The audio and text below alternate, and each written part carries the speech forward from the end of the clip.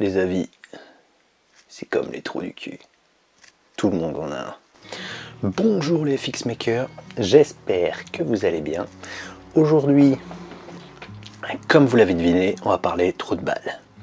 Bon, en fait, on va parler balistique, enfin balistique, façon de parler, on va simplement parler d'un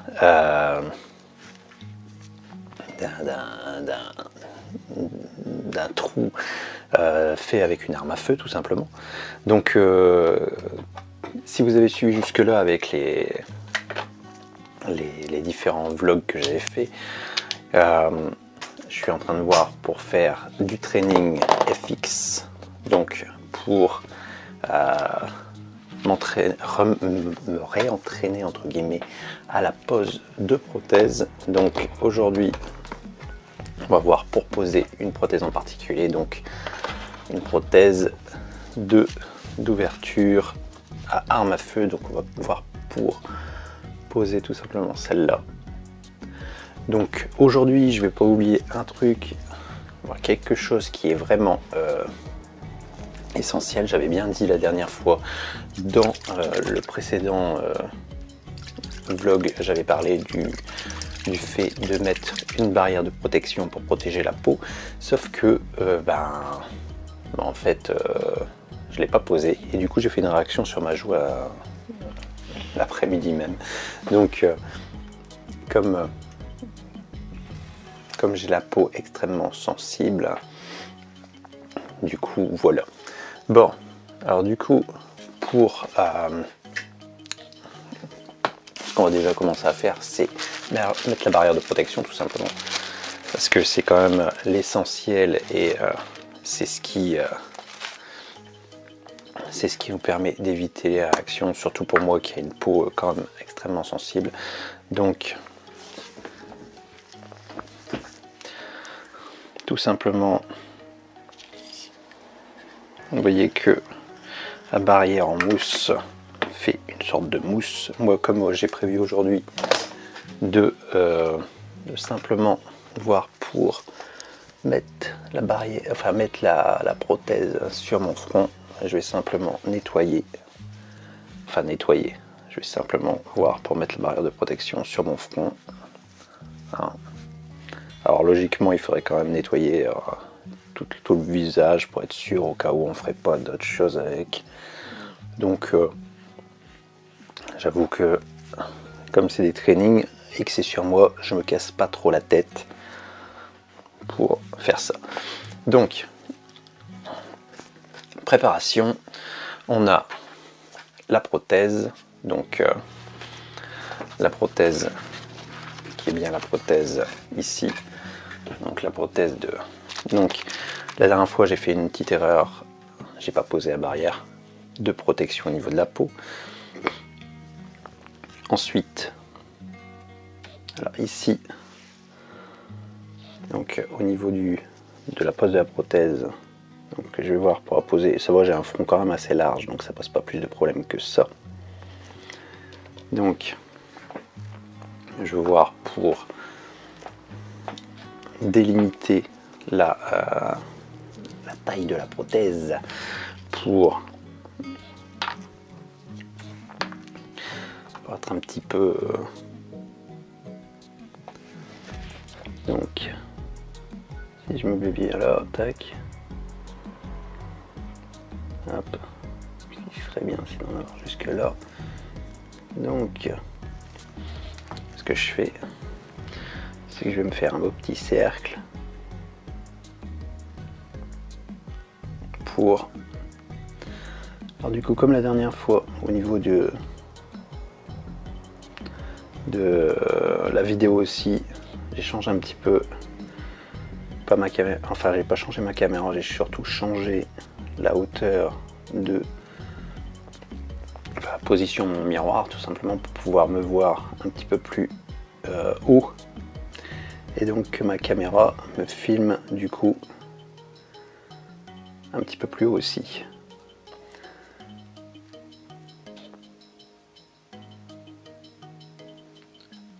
Ok. Bon.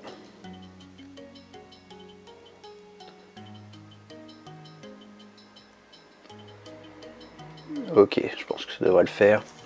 Maintenant on va passer du coup à l'encollage entre guillemets, enfin à mettre la colle sur la prothèse. Et moi j'attends un petit peu, je vais souffler un petit peu dessus mon trou de balle pour qu'il sèche un petit peu pour que je puisse le coller. Un temps qu'il est là, il commence un petit peu à être un peu plus transparent. Le but c'est d'avoir deux surfaces transparentes de chaque côté. Alors hop, ce que je vais faire c'est que je vais enlever le cheveu qui est en plein milieu, tac. Parce que le but c'est d'avoir le moins possible de cheveux qui se pointent sur la prothèse, en dessous de la prothèse ou bien entre la colle et enfin entre le crâne et la prothèse, donc au niveau de la colle. Donc à partir de là, ici, alors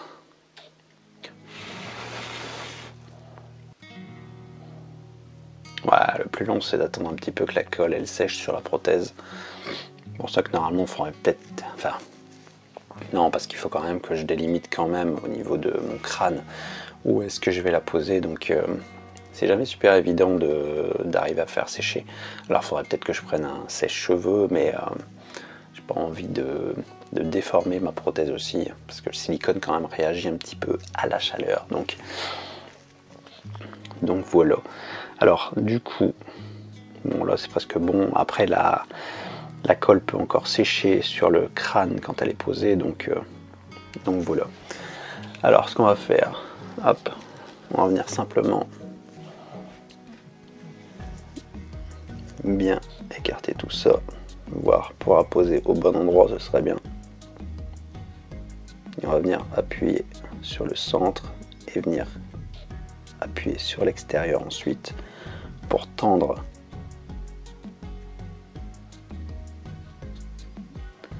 toute la partie de prothèse. On voit pour poser. Alors je sais plus si celle-là je l'avais déjà posée. Ah. Donc on va se retrouver du coup avec ça. Comme on peut voir, bon, hop, là. Donc la couleur est pas trop mal pour mon teint de peau entre guillemets. Donc là, alors est-ce que on prend de l'autre côté. Donc maintenant je prends l'alcool pour la dissoudre.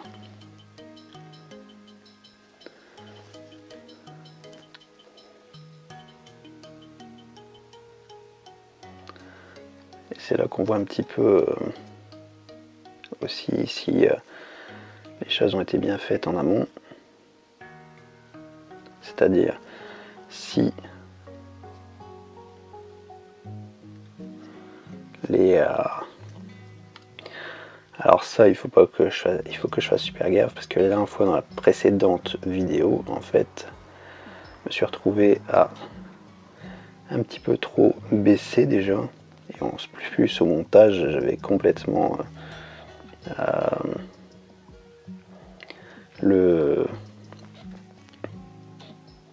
j'ai complètement enlevé, j'avais pas vérifié le montage, donc je me suis retrouvé un petit peu avec une vidéo où on voyait pas du tout la dissolution des cutting edge, enfin des bords. Donc aujourd'hui normalement on devrait le voir.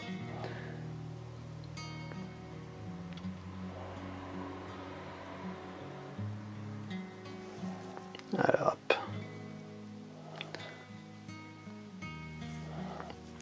Donc alors hop. Alors on peut très bien aussi voir pour critiquer un petit peu cette prothèse, mais bon elle est pas si mal que ça, parce que au niveau de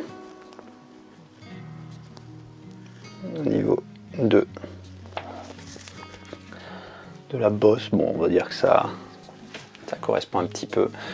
Je vais prendre un petit pinceau pour mettre de la poudre et puis je vais poudrer au niveau de tout ça pour éviter d'avoir tout qui se colle les uns sur les autres.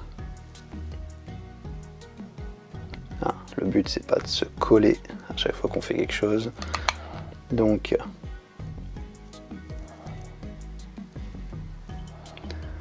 alors hop, j'essaye de regarder parce qu'il y a quand même des niveaux. Comme je suis un petit peu en retrait par rapport à mon miroir pour essayer de faire en sorte que ce soit visible sur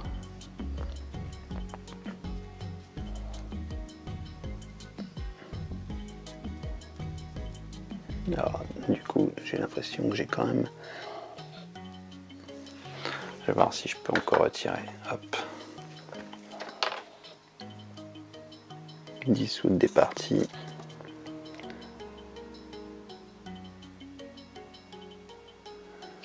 Pour éviter d'avoir des sortes de boue ou des sortes de... fait des morceaux de peau quoi entre guillemets. Donc le but c'est de pas avoir de petits morceaux qui apparaissent pour pas entre guillemets bousiller notre travail.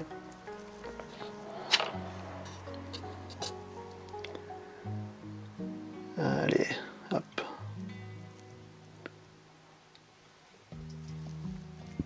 De façon à ce que ça ait l'air le plus raccord possible. Donc une fois que ça c'est fait, donc je continue, je vais mettre encore un petit peu de poudre. Alors ici je suis à 14 minutes sur ma vidéo, tac.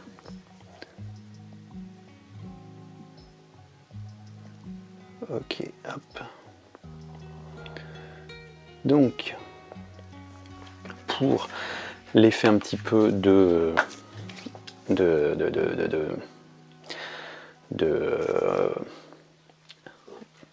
d'inflammation entre guillemets, enfin d'inflammation à ce point là, quand on a une balle dans le crâne, je suis pas sûr qu'on va parler d'inflammation, mais bon, je vais déjà refermer, enfin je vais déjà mettre la poudre sur le côté au cas où je la réutilise.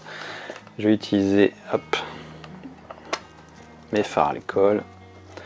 Alors du coup ça j'en ai plus trop besoin, je vais l'enlever, hop, je vais mettre mes fards alcool là.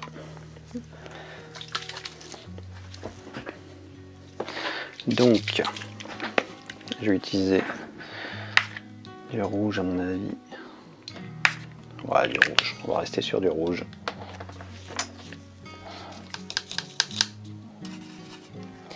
Ah, tac. Le but, quand je fais justement ça, c'est simplement de colorer un petit peu la peau et pas que ce soit trop non plus, pour pouvoir le faire extrêmement progressivement. Donc,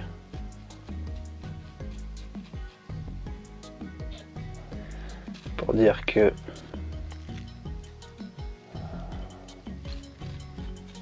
on a encore plus cette impression de raccord, pour qu'il y ait moins de différence de teinte entre... Alors ce qu'il y a de bien sur ces prothèses là, hein, c'est par lesquelles je commence, c'est que c'est les prothèses les plus simples. Parce que déjà elles ont un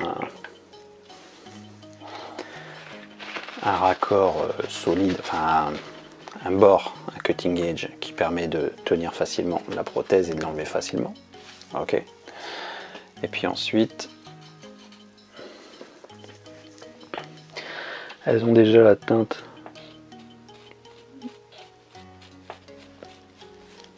qui marche pas trop mal.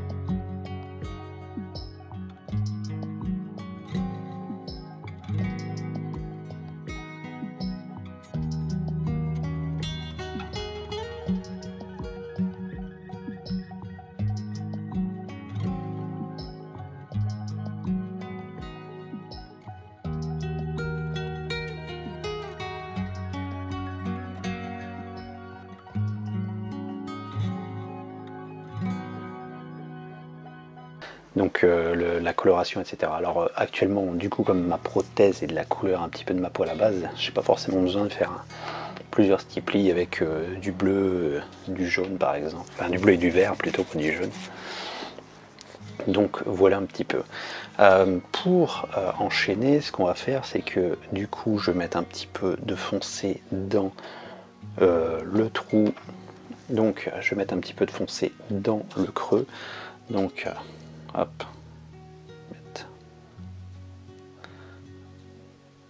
Tac.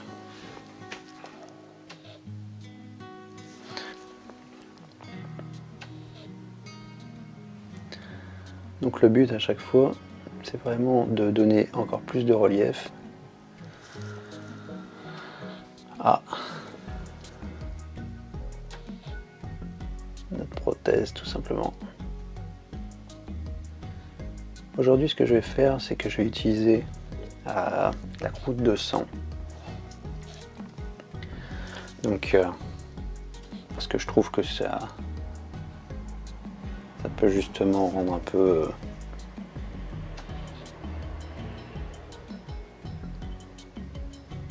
on utilisait à peine, hein, mais ok. Donc la croûte de sang, tac.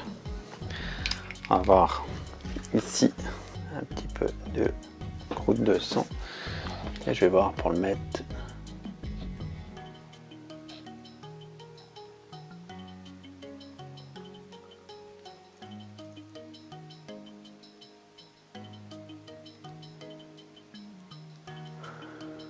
Comme ça, ça va donner un petit côté pâté de cervelle. Et ensuite, donc pour finir, je vais voir pour du sang. Donc pour ce sang du coup, hop, je prends un pinceau.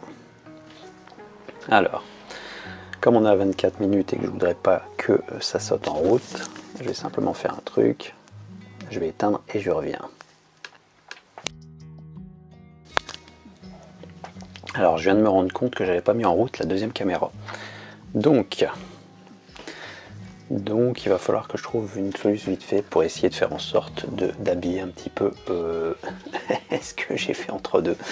Bon, c'est pas grave, je vais... C'est le matin, ça arrive.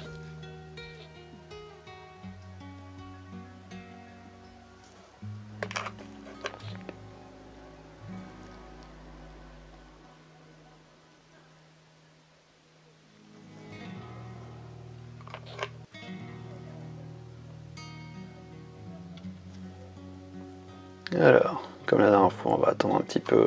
On va se dire que la personne qui se tire une balle, la plupart du temps, elle reste figée un petit peu.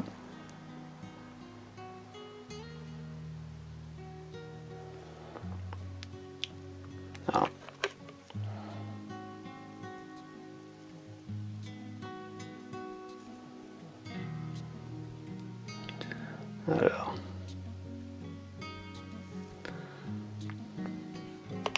du coup, je vais essayer de faire simplement descendre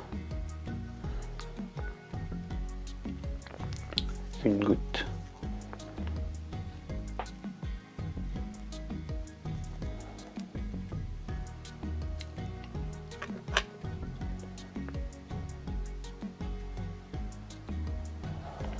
Ok. Donc là, comme ça, on a un petit peu la descente du sang qui dégouline un petit peu. Vous savez, comme si d'un seul coup ça avait bien percuté, puis qu'on se retrouve un petit peu avec Alors, du coup, par contre, ce que je me dis, c'est que j'aurais bien tendance à vouloir comment dire, à vouloir mettre des gouttelettes de sang un peu partout. Donc je vais mettre un petit peu de sang sur ma brosse à dents et je vais essayer de voir si je peux la projeter tout simplement.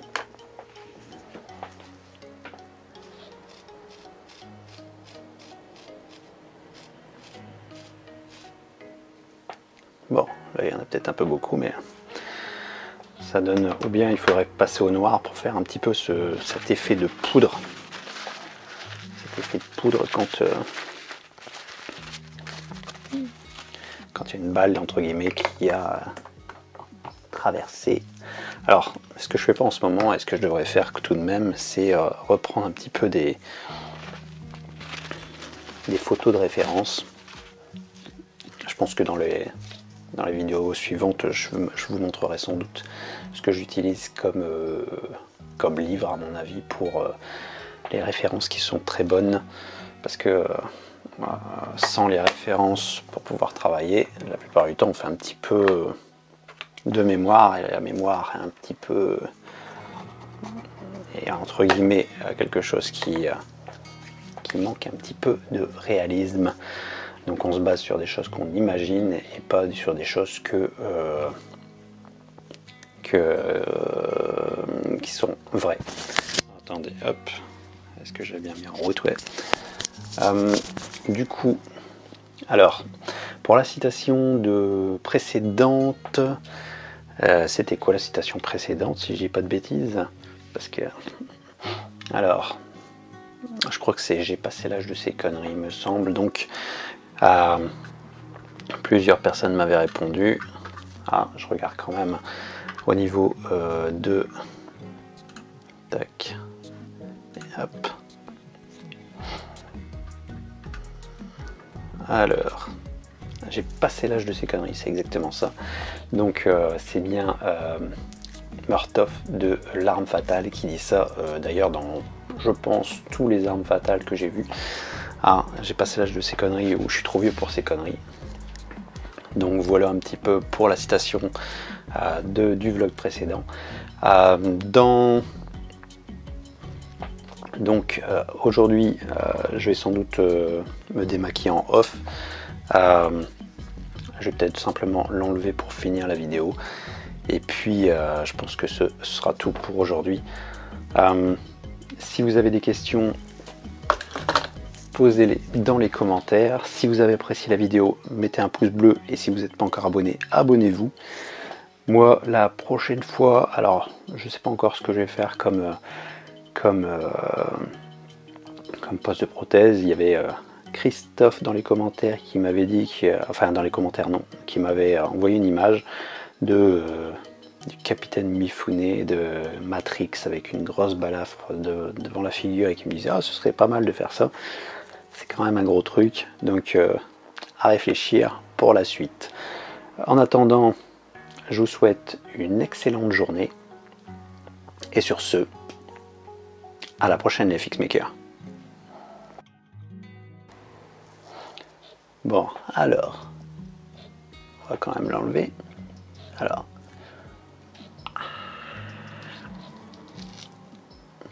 en fait, la colle n'a pas encore tout à fait séché.